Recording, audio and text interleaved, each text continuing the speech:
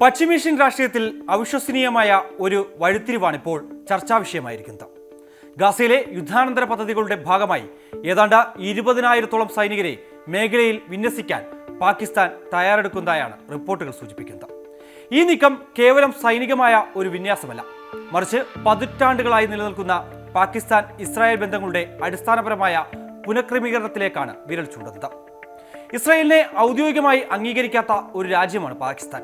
ഈ സാഹചര്യത്തിൽ ഗാസ മുനമ്പിൽ പാക് സൈന്യം എത്തുന്നത് അമേരിക്കൻ ഇസ്രായേലി രഹസ്യാന്വേഷണ ഏജൻസികളുടെ പങ്കാളിത്തത്തോടെയുള്ള ഒരു രഹസ്യ കരാറിന്റെ അടിസ്ഥാനത്തിലാണെന്നാണ് വിവരങ്ങൾ.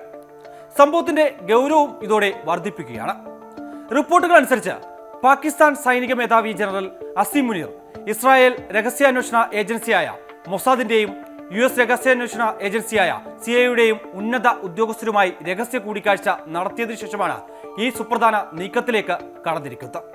ഇത് ചരിത്രപരവും അത്ഭുതപൂർവവുമായ ഒരു പുനഃക്രമീകരണമായാണ് രഹസ്യാന്വേഷണ വൃത്തങ്ങൾ വിശേഷിപ്പിക്കുന്നത്. ഗാസയിൽ ഇടപെടുന്നതിലൂടെ പശ്ചിമേഷ്യൻ സുരക്ഷാ ഘടനയിൽ കൂടുതൽ ചൂടുറപ്പിക്കാൻ പാകിസ്ഥാൻ ശ്രമിക്കുമെന്നാണ് വിലയിരുത്തൽ. പരോക്ഷമായി ഇസ്രായേലുമായി ബന്ധപ്പെട്ട പാകിസ്ഥാൻ നടത്തുന്ന ആദ്യത്തെ സുരക്ഷാ ഇടപെടലാണ് ഇതെന്നുള്ള റിപ്പോർട്ടുകൾ ഇപ്പോൾ പുറത്തുവരുന്നത്. ഈ ധാരണയുടെ പ്രാധാന്യം എത്രത്തോളമാണെന്ന് വ്യക്തമാക്കുന്നതും ഇതുമൂലം തന്നെയാണ്. പാകിസ്ഥാന്റെ ഈ നീക്കം രാജ്യത്തിന്റെ പരമ്പരാഗത വിദേശ നയത്തിലും ഇസ്ലാമിക ലോകവുമായുള്ള ബന്ധങ്ങളിലും വലിയ മാറ്റങ്ങൾ വരുത്താൻ സാധ്യതയുണ്ട്. പാക് സൈനിക സാന്നിധ്യം ഗാസയിൽ ഉറപ്പുവരുത്തുന്നത് പ്രധാനമായും യുദ്ധാനന്തര പുനർനിർമ്മാണത്തിന്റെയും ഒപ്പം തന്നെ പുനരധിവാസ പ്രവർത്തനങ്ങളുടെയും മറവിലായിരിക്കും. എന്നാൽ ഇതിനു പിന്നിൽ പടിഞ്ഞാറൻ രാജ്യങ്ങളുടെ നിർദ്ദേശങ്ങൾക്കനുസരിച്ച് മേഖലയിൽ സ്ഥിരത കൊണ്ടുവരിക എന്ന സുപ്രധാന ലക്ഷ്യവുമുണ്ട്.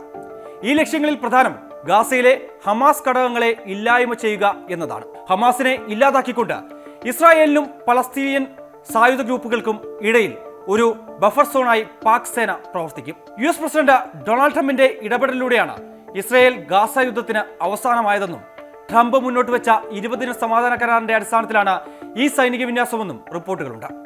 ഈ ഉടമ്പടിയുടെ ഭാഗമായി ഗാസയിൽ സുരക്ഷ ഉറപ്പാക്കുന്നതിനുള്ള ഇന്റർനാഷണൽ സ്റ്റെബിലൈസേഷൻ ഫോഴ്സിന്റെ ഭാഗമാകും പാകിസ്ഥാൻ സൈന്യവും.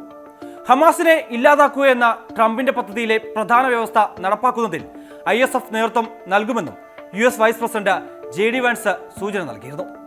മൊസാദും CIA തമ്മിലുള്ള കരാർ പ്രകാരം ഗാസയുടെ പുനർനിർമ്മാണത്തിനും ഭരണനിർവഹണത്തിനുമുള്ള സുരക്ഷാ കവചമായി പാക് സേന പ്രവർത്തിക്കും. ഇന്തോനേഷ്യ, അസർബൈജാൻ തുടങ്ങിയ രാജ്യങ്ങളിൽ നിന്നുള്ള സൈനികരും ഈ ദൗത്യത്തിൽ പാക് സൈന്യത്തോടൊപ്പം ചേരും. ഗാസയിൽ സൈന്യത്തെ വിന്യസിക്കുന്നതിന് പകരമായി പാകിസ്ഥാന് വലിയ സാമ്പത്തിക സഹായങ്ങളും ഇസ്രായേലും അമേരിക്കയും വാഗ്ദാനം ചെയ്തിട്ടുണ്ട് എന്നതാണ് ഈ നീക്കത്തെ കൂടുതൽ ആകർഷകമാക്കുന്നത്. കടുത്ത സാമ്പത്തിക പ്രതിസന്ധിയിലൂടെ കടന്നുപോകുന്ന പാകിസ്ഥാന് ഈ സഹായങ്ങൾ ഒരു വലിയ ആശ്വാസമാണ്. ലോകബാങ്ക് വായ്പാ ഇളവ്, തിരിച്ചടവിന് കൂടുതൽ ഗഡുക്കൾ, ഒപ്പം തന്നെ ഗൾഫ് ഇടനിലക്കാർ വഴിയുള്ള സാമ്പത്തിക സഹായം എന്നിവ ഈ കരാറിൽ ഉൾപ്പെടുന്നതായാണ് റിപ്പോർട്ട്. ഇവിടെ പാകിസ്ഥാൻ നീക്കം തികച്ചും തന്ത്രപരവും അവസരവാദപരവുമാണ്.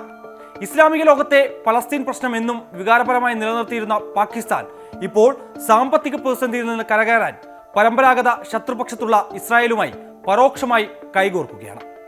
ഇത് പാശ്ചാത്യ ശക്തികൾക്ക് തങ്ങളുടെ സുരക്ഷാ ലക്ഷ്യങ്ങൾ കൈവരിക്കാൻ ഒരു പ്രതിഫലം നൽകിയുള്ള സേവനം നൽകുന്നതിന് തുല്യമായും കണക്കാക്കാം.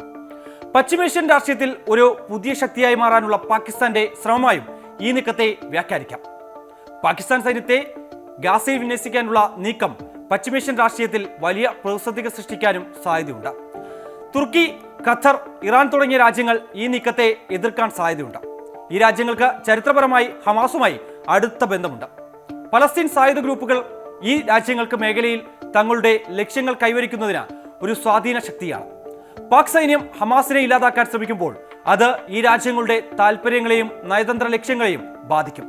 ഇത് പശ്ചിമേഷ്യയിലെ സൗദി ഇറാൻ അച്ചുതണ്ടിനെ വീണ്ടും കലുഷിതമാക്കാനും ഇടയാക്കാം.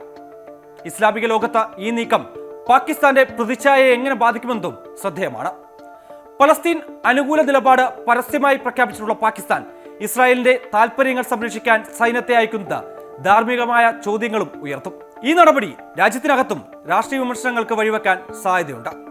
പാകിസ്ഥാൻ ഗാസയിൽ സൈന്യത്തെ വിന്യസിക്കാനുള്ള നീക്കം ലോക രാഷ്ട്രീയം കണ്ടുകൊണ്ടിരിക്കുന്നു എന്നത് ഏറ്റവും സങ്കീർണമായ ഭൗമരാഷ്ട്രീയ സംഭവവികാസങ്ങളിൽ ഒന്നാണ്. ഇസ്രായേലിനെ അംഗീകരിക്കാത്ത ഒരു രാജ്യം അതിന്റെ കടുത്ത എതിരാളികളായ ഹമാസിനെ ഇല്ലാതാക്കാൻ രഹസ്യമായി ഇസ്രായേലുമായി സഹകരിക്കുന്നു എന്നത് ആഗോള രാഷ്ട്രീയത്തിലെ സ്ഥിരമായ ശത്രുതകൾ പോലും സാമ്പത്തിക താൽപ്പര്യങ്ങൾക്ക് തന്ത്രപരമായ നേട്ടങ്ങൾക്കും വഴിമാറുമെന്നതിന്റെ വ്യക്തമായ സൂചന കൂടിയാണ്. ഈ നീക്കം പശ്ചിമേഷ്യയിൽ ഒരു പുതിയ സുരക്ഷാ സമവാക്യത്തിന് തുടക്കം കുറിക്കുമെന്നത് സംശയമില്ല. ഇത് ഗാസയുടെ യുദ്ധാനന്തര ഭാവിയെ നിർണ്ണയിക്കുക മാത്രമല്ല, പാകിസ്ഥാന്റെ ആഗോള നിലപാടുകളെയും തുർക്കി, ഇറാൻ തുടങ്ങിയ രാജ്യങ്ങളുമായുള്ള അതിന്റെ ബന്ധങ്ങളെയും മാറ്റിമറിക്കും. ഇന്റർനാഷണൽ സ്റ്റെബിലൈസേഷൻ ഫോഴ്സിന്റെ വിജയം ഈ മേഖലയിൽ സമാധാന ശ്രമങ്ങൾക്ക് ഒരു വഴിത്തിരിവാകുമോ, അതോ പുതിയ സംഘർഷങ്ങൾക്ക് തിരികൊളുത്തുമോ എന്നത് കണ്ടറിയണം. ഏതായാലും ഗാസയിലെ പാക് സൈനിക സാന്നിധ്യം ഇനി വരും വർഷങ്ങളിൽ പശ്ചിമേഷ്യൻ രാഷ്ട്രീയത്തിന്റെ ഗതി നിർണ്ണയിക്കുന്ന ഒരു നിർണായക ഘടകമായിരിക്കും.